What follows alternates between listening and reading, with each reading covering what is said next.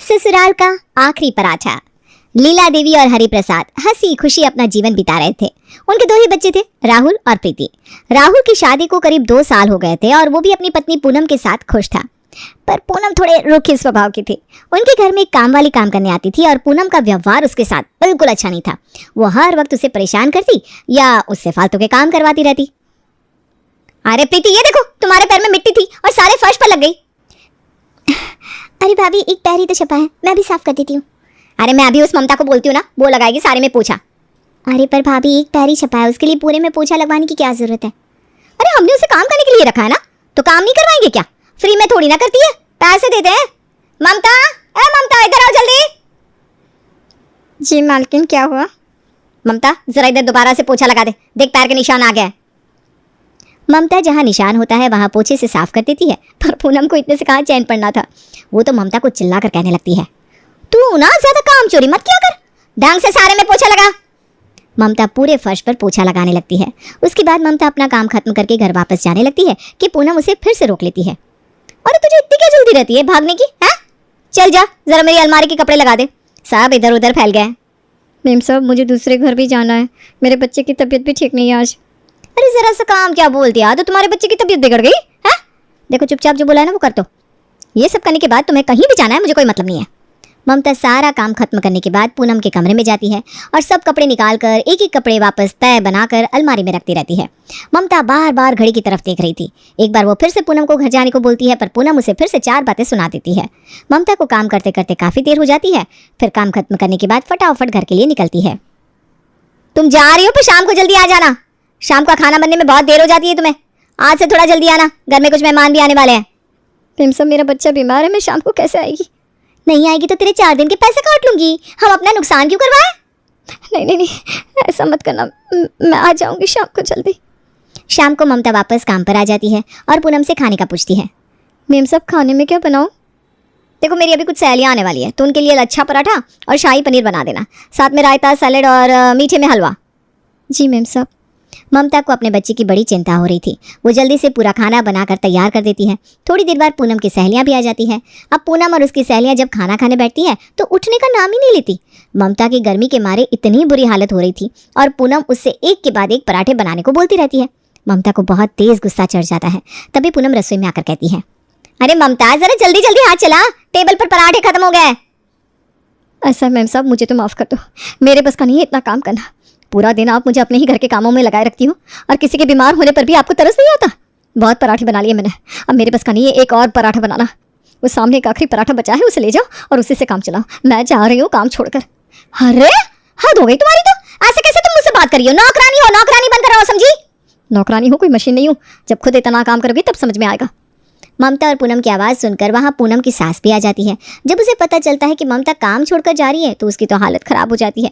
वो अपनी बहू को छोड़ ममता को प्यार से समझाने में लग जाती है। अरे ममता, तू क्यों गुस्सा करती है बेटा? नहीं नहीं मालकिन, मैं अब काम छोड़कर जा रही हूँ, मैं अब इस घर में और काम नहीं कर सकती। अरे ऐसी बात नहीं करती, तू तो हमारे परिवार का हिस्सा है ना। तुझे हमने कभी अलग समझा है क्या? है समझा है? देख, अब से ना ऐसा दोबारा नहीं होगा, पर तू काम छोड़कर जाने की बात मत करना कभी। ठीक है मालकिन, मैं आपकी खातिर रुक जाती हूँ, पर जो दोबारा मेरे साथ ऐसा हुआ तो मैं फिर बिल्कुल नहीं रुकूंगी। हाँ अरे मैं हूं ना, कुछ नहीं होगा, चल जा। अब तू ना घर जाकर आराम कर और कल आ जाना, ठीक है? ठीक है मालकिन, मैं जाती हूँ। इतना बोलकर ममता वहां से चली जाती है। माँ जी, आपने उसे कुछ बोला क्यों नहीं? गलती उसकी थी। हाँ, बोलकर उसे जाने देती है। पता भी है, इस मोहल्ले में काम वाली ढूंढना बहू ढूंढने से ज्यादा मुश्किल काम है। इतनी मुश्किल से ये काम वाली मिली है जो अभी तक टिकी भी हुई है। ये चली गई तो क्या होगा हमारा? पूनम की सास पूनम को ही समझा कर चली जाती है। अगले दिन ममता हमेशा की तरह झाड़ू पोछा कर रही थी। इतने में मनोज उल्टे पांव अपनी फाइल लेने के लिए आता है। और मैं जल्दी जल्दी में ऑफिस के लिए निकल गया और फाइल यहीं रह गई। अरे ये देखो, आपने जूते के निशान बना दिए। ममता, ममता जरा पोछा लेकर आओ। ममता ने अभी पोछा लगाया है ना। अरे पर माँ जी, पैर के निशान बन गया है, पोछा तो लगाना पड़ेगा ना। चुप कर, जरा से निशान है तो खुद पोछा लेकर साफ कर दे। इतना करने से कोई आफत नहीं आ जाएगी। मालकिन, मैंने सारा काम कर दिया है। आज ना मैं बहुत थक गई हूँ, पैर तो ऐसे दर्द के मारे लुप लुप आ रहा है कि क्या बताऊँ। अरे तू थोड़ी देर ना यहाँ बैठ जा, मैं तुझे एक तेल देती हूँ, उसे लगा लेना, फिर देखना कैसे पैरों में जान आ जाएगी। अच्छा मालकिन, ये तो बढ़िया है। हाँ तो आराम से ना एसी में बैठ, मैं अभी लेकर आती हूँ। अरे ओ प्रीति, तू अपने लिए कॉफी बना रही थी ना, जरा एक कप ममता के लिए भी बना देना। हद कर दी माँ जी ने तो। ये नौकरानी है या कोई रिश्तेदार? ये लो ममता आंटी, मेरे हाथ की कॉफी पीकर बताओ कैसी बनी है। अरे दीदी आपने बनाई है तो बढ़िया ही होगी। आप साथ में कुछ खाने का लेंगी? रुकिए, मैं अभी आपके लिए टोस्ट लेकर आती हूँ। पूनम की सास और बाकी घर वाले ममता को सर पर चढ़ा लेते हैं। वो तो उसकी इतनी खातिरदारी करने लगते हैं कि पूनम उससे जलने लगती है। एक दिन की बात है, जब पूनम और उसकी सास जब शॉपिंग करके घर आते हैं तो ममता उनके पास आकर बैठ जाती है। अरे वाह मालकिन, आज तो खूब खरीदारी करके आई हो। जरा मुझे भी दिखाओ क्या क्या लाए हो। तू क्या करेगी देखकर? वैसे भी तुझे तो देर हो रही होगी ना, तुम्हें और भी घरों में काम करने जाना होता है। हाँ भाभी आप सही बोल रही हो, जाती हूँ मैं। अरे नहीं नहीं, तो बैठ, मैं तुझे अपनी साड़ियाँ दिखाती हूँ। देख मैं कितनी सुंदर सुंदर साड़ियाँ लाई हूँ, तू देखेगी ना तो देखती रह जाएगी। पूनम की सास पूनम की बात काटकर अपनी साड़ियाँ कामवाली को दिखाने लगती है। साड़ियाँ देखकर ममता खुश हो जाती है। वाह मालकिन, ये तो बहुत ही सुंदर साड़ी है। ये वाली बहुत महंगी होगी ना? हाँ महंगी है पर इतनी भी नहीं है। तू भी ऐसी साड़ी पहना कर, तुझ पर बहुत अच्छी लगेगी। वैसे ना मेरे पास कुछ साड़ियाँ पड़ी हैं जो मैं बिल्कुल नहीं पहनती, मैं कल सब निकाल दूंगी, तो पहन लिया करना। हाँ मालकिन आप ना सच में बहुत अच्छी हो, जो हम जैसे गरीब लोगों के बारे में इतना सोचती हो। मेरी सास कहीं पागल वगल तो नहीं होगी? पहले से इसे सर पर चढ़ा रखा है, अब इसे कपड़े भी देने शुरू कर दिए। परेशान हो गई हूँ मैं इनके ड्रामों से। एक काम करती हूँ, मैं अपने कपड़े लेकर यहाँ से निकलती हूँ। पता चला मेरी साड़ी उठाकर इसे दे दी। पूनम अपने थैले उठाकर वहाँ से कमरे में चली जाती है। अंदर जाकर वो सारे थैले बेड पर फेंक देती है। अरे भाई ये सवारी कहाँ से गुस्से में चली आ रही है? बात मत करो तुम मुझसे। अरे भाई मैंने क्या कर दिया? मुझ पर किसका गुस्सा निकाल रही हो? किससे लड़ाई करके आई हो आखिर? मैं किसी से लड़ाई करके नहीं आई हूँ, पर वो दिन दूर नहीं जब लड़ाई हो ही जाएगी। पर किससे? अरे उस ममता से। अरे भाई हुआ क्या है, पूरी बात तो बताओ। एक तो उस दिन सारी गलती उस ममता की थी, जो मेरी दोस्तों के लिए 4 पराठे बनाने में उसे मौत आ रही थी। पर जैसे ही उसने काम छोड़कर जाने की धमकी दी, वैसे ही माँ जी तो बस बिछ गई उसके पैरों में। उसे कुछ कहना तो दूर, उल्टा उसे प्यार से पुचकारने लगी। अब जब देखो उनको ये डर रहता है कि कहीं वो किसी बात से काम छोड़कर चली ना जाए, तो बस दोनों माँ बेटी और तुम्हारे बाबूजी तक उसकी चापलूसी में लगे रहते हैं। उसको सर पर चढ़ा रखा है। समझ में नहीं आता हमने उस ममता को काम पर रखा है या उस ममता ने हमको। क्या पूनम, तुम इतनी से बात पर वो भी उस काम वाली के लिए अपना मूड खराब कर रही हो? काम वाली नाम की है वो, बस घर की इंपॉर्टेंट सदस्य बन चुकी है। अरे यार सबको मजबूरी में उसे इतना पूछना पड़ रहा है ताकि वो काम छोड़कर ना चली जाए, पर उससे क्या वो घर के सदस्य बन जाएगी? अरे आज है कल नहीं, तुम बेकार में इतना सोचती हो। चलो अब छोड़ो ये सब बातें और दिखाओ जरा पति की जेब कितनी काट कर आई हो। नहीं, कुछ नहीं दिखाना मुझे किसी को। पूनम गुस्से में वहां से चली जाती है। शाम को पूनम का मूड कुछ खाने का होता है और बाहर मौसम भी बड़ा सुहावना होता है। अब तो बस वो ममता के आने का इंतजार कर रही थी। जैसे ही ममता आती है, पूनम उसे पकौड़े और ढोकला बनाने का ऑर्डर दे देती है। अरे ममता, मैं कब से तुम्हारा इंतजार कर रही थी, कहाँ रह गई थी तुम?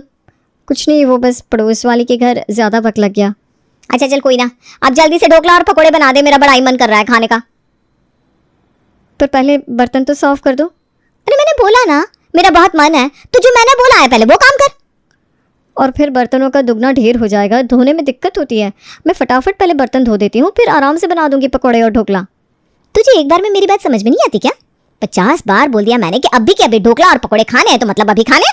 नौकरानी है ना, तो नौकरानी बनकर रह। इन लोगों ने तुझे सर पर चढ़ा रखा होगा, पर मुझसे उम्मीद मत करियो। अरे ओ भाभी, नौकरानी है पर कोई इज्जत है हमारी। पैसे देती हो तो कोई खरीद नहीं ली हो। ज्यादा शौक है ना पकौड़े और ढोकला खाने का, तो जाओ अपने हाथ खुद चलाओ और बनाकर खा लो। मैं चली यहाँ से, मुझे कोई काम की कमी नहीं है जो मैं इतनी बकवास सुनूंगी तुम्हारी। रोज रोज का जीना हराम कर दिया है मेरा आपने। ममता तो उल्टा 4 बातें पूनम को सुनाकर चली जाती है। पूनम गुस्से में लाल तिल मिला जाती है। इसकी इतनी हिम्मत, एक नौकरानी होकर मुझे बातें सुनाकर चली गई। अब तो ये नाक रगड़ती हुई भी वापस आई ना, तो भी मैं इसे काम पर ना रखूं। थोड़ी देर बाद पूनम की सास बाजार से सब्जी लेकर आती है, और जब वो देखती है कि रसोई में अभी तक सारे बर्तन ऐसे कैसे पड़े हुए हैं, तो वो पूनम से पूछने जाती है। अरे बहू, ये बर्तन ऐसे कैसे क्यों पड़े हैं? आज ममता नहीं आई क्या? नाम मत लेना आप उस ममता का। क्यों, क्या बात हो गई? मैंने उसे ढोकला और पकोड़े बनाने को क्या बोल दिया, मुझसे बहस करने लगी और मुझे इतना उल्टा सीधा सुनाकर चली गई। हे भगवान, वो काम छोड़कर चली गई क्या? हाँ, और अच्छा ही है ना चली गई। मैं तो बड़ी खुश हूँ उसके जाने से। आजकल कुछ ज्यादा ही हमारे सर पर चढ़ी हुई थी। ये तूने क्या कर दिया? कितनी मुश्किल से उसे हमने रोक रखा था। अब मैं क्या ही बोलूं। अब जा रसोई में जाकर बर्तन धोकर रख दे। जब तक दूसरी काम वाली नहीं मिलेगी तुझे ये सब करना पड़ेगा।